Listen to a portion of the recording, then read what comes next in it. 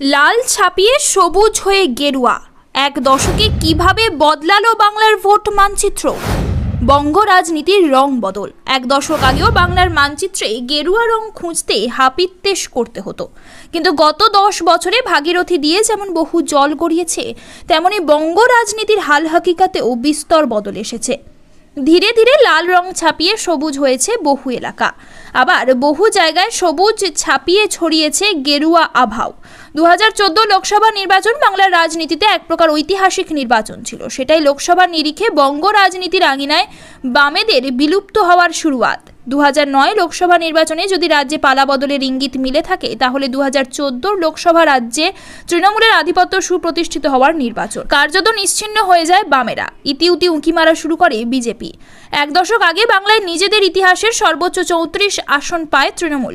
2009 সাল থেকে 15টির বেশি। গোটা জঙ্গলমহল ছেয়ে যায় সবুজ রঙে। উত্তরে মাত্র 2টি আসন যায় বিরোধীদের হাতে। সেবার দার্জিলিং থেকে জিতেছিলেন বিজেপির SS আলুওয়ালিয়া। বিজেপি 2014 চমকপ্রদভাবে দখল করে নেয় আসানসোল আসনটি। বাবুল সুপ্রিয়র হাত ধরে আসানসোলে জয় পরবর্তীতে বঙ্গ রাজনীতিতে বিজেপির উত্থানের গোড়াপত্তন করে দিয়ে যায়। 14 ভোটে কংগ্রেস মালদহ মুর্শিদাবাদে নিজেদের গড় মোটামুটি ধরে রাখে। হাত শিবিরের দখলে যায় 4 আসন, আর সিপিএমের হাতে পড়ে থাকে মাত্র 2 আসন। একটি রায়গঞ্জ, যেখানে জিতেছিলেন মোহাম্মদ সেলিম, আর একটি মুর্শিদাবাদ। সেখানে কাস্তে হাতুড়ি তারা প্রতীকে জয়ী হন বদরুদ্দোজা খান। 5 বছর বাদে 2019 সালে কার্যত পুরোপুরি বদলে যায় বাংলার ভোট চিত্র। মানচিত্র থেকে উধাও হয়ে যায় লাল রং। সবুজ এবং গেরুয়ার সহাবস্থানের মাঝে টিমটিম করে জ্বলতে থাকে কংগ্রেসের নীল।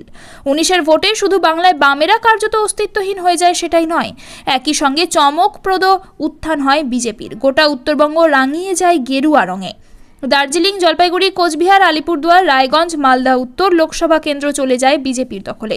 জঙ্গলমহলেও রং হয়ে যায় গেরুয়া। বাঁকুড়ার 2 আসন, পুরুলিয়া, ঝাড়গ্রামে ফোটে পদ্ম।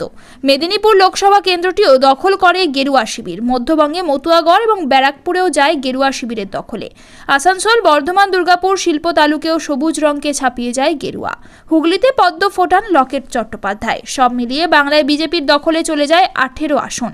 বহরমপুর এবং মালদা দক্ষিণ আসন 2টি যায় কংগ্রেসের দখলে। আর তৃণমূল মূলত কলকাতার আশেপাশে এবং দক্ষিণবঙ্গের 22টি আসন জেতে।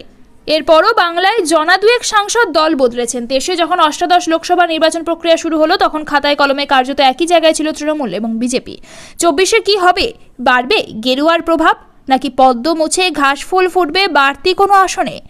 বামেরা ফিরবে বাংলার ভোট মানচিত্রে? নিজেদের শেষ সম্বল মালদা দক্ষিণ এবং বহরমপুর ধরে রাখতে পারবে কংগ্রেস?